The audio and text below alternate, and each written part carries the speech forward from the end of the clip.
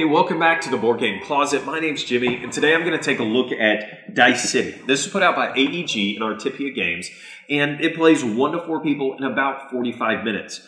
Basically, this is a dice crafting game, right? So you're going to be getting dice, rolling dice, and trying to get resources so that you can buy buildings, so that you can improve your city, have the best city, score the most victory points, and you win.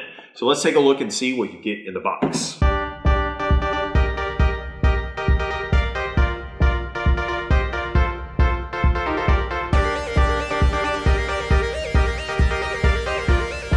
Okay, so this is what you get in the box with Dice City. So first thing that I'll talk about in the components are these cool boards that you get. So everybody's going to get a board, 4 people. So everybody gets their own large board that they're going to put in front of them that already has basically a starter city on it. And so you got all your spaces there. It comes with dice, so each person is going to get 5 dice, 1 of each color. And they're going to be rolling those. You get some player aid cards, which are always nice to have. You get cards that you're going to be laying out onto the board and covering those up. Component-wise, these aren't super heavy, and but I don't know if they really need to be any heavier than that, but they're okay. The dice are typical dice. There's really nothing fancy about these at all, but they do the job. And then they have tokens, which are always cool, and I always love fun tokens to go with stuff instead of whatever. So they have these cool 2-sided tokens that are great. So you got stone, coal, lumber, timber, whatever that's called, and action tokens. And there you go. So, and then blocking tokens. So when you use some of these buildings, you have to refresh them, and so that's what those are, a star player token. So component-wise, I really like it. I think it's fun. The colors, the artwork, very similar to maybe Imperial Settlers, those little tiny dudes, and so you got this little tiny world happening down there. I like the artwork. I think the colors are bright and fun. The boards are big, nice quality. So overall components, you're going to like what you get. So rules to playing Dice City. So it's not really complicated, right? The rules are pretty straightforward. They do a good job of taking you through, laying it out, showing you everything that you need to do. This is not going to be a complicated game for you to learn. So I think you could sit down, read the rules a couple times, and you'd be good to go. This isn't really one that you necessarily need to watch a video tutorial on. I think you could get it, but if you learn that way, then go for it. But this is a really simple game to learn. So how do you play?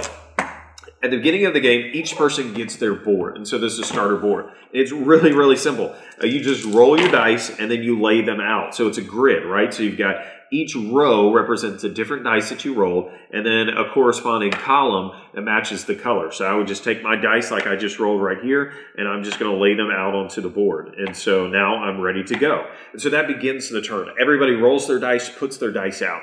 And then when it comes your turn, then you're going to be able to get resources or do whatever happens on that. So right here, I had a 4 white, and it says that I get a stone. So it'd be real simple. I would just take the dice off the board, so I know that I used it, and then I would get the resource, or I would do whatever it says. So like right there, it says get a victory point. So I would search through and find the 1 victory point. This says that I add +1 to my army. This one says that I get an extra, another victory point, and I'm racking up already. So I got 2, I'll trade that out, so I got 2 victory points, and then this says that I get another stone, right?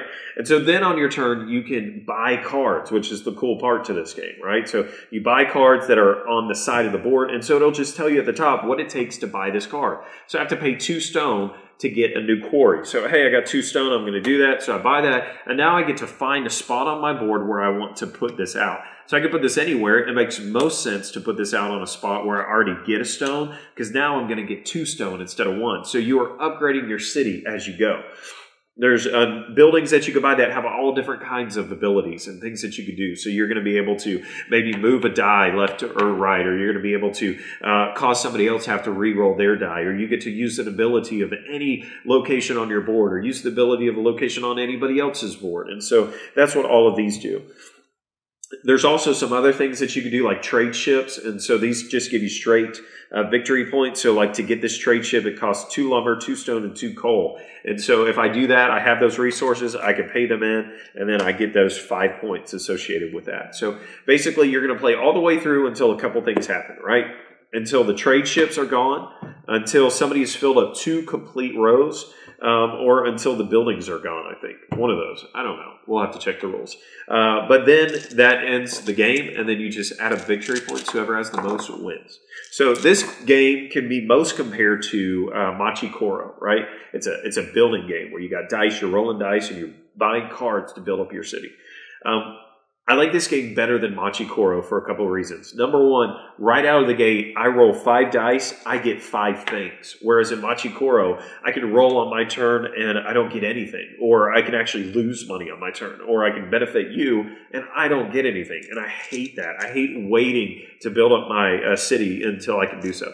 This right out of the gate, I get resources that I now have on my turn, and I can do something with them. Right then, I can buy something, and I can get victory points. I can build up my army. I can do whatever I'm going to do, and I love that. I love that you can do that. I love that. And they already have an expansion coming out, but I love that it's so easy to get new buildings, and they can expand this world and go any direction they want, and all they got to do is just sell you some more cards. Sell you some more cards, and you'll be good to go. So I like Dice City. I first saw this at Gen Con 2015, and I was so pumped to play it. I played it. I loved it. As soon as I could buy it, I bought this game and added it to my collection. So I think you know what I'm going to rate it. Usually on these solo reviews, it might be pretty obvious right from the beginning how I'm going to rate it. But green means go buy this game. White means you wouldn't buy it, but you play it. And then red means you hate it. I'm definitely agreeing on this one. I'm excited to get the expansion when it comes out. Add it to collection. I like this game. So anyways, that's Dice City from AEG in Artipia.